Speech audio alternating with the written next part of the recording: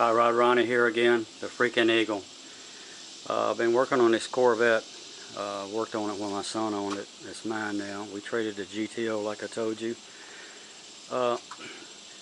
Here's something that we found out the hard way. I'm going to show you guys that have these C3 shark body Corvettes. If you get water in your gas, here's the culprit right here. A lot of times we found out the hard way by having to drain the tank 2 times. If you look, I don't know if you can see that, but there's a drain right there, and if that gets clogged up, I'm going to take this off. This is a brand new one. It has an O-ring gasket. If that gasket is worn at all, and that cap, listen to this, that's a tight gasket.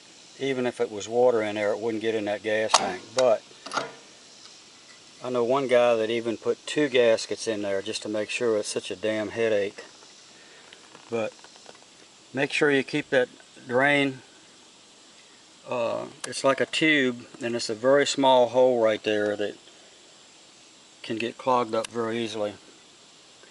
And get you either find a gasket, a brand new gas cap. When it closes like that, you know you got a winner. Getting ready to put gas in it now. Dropped the tank yesterday. It had a couple leaks. I didn't have the sending unit tight as it should be, for one thing. Still got a lot of little things to do to it. It never was fully put together back after it came out of the paint shop, but the motor's ready. I'll have that started if it doesn't start raining, which it's going to do today. Got to put the side pipes on stationary. There's the back part of them sticking out a little bit too far, but they're going to be a big headache. People burning their legs on them. Alright, that's it for you Corvette guys.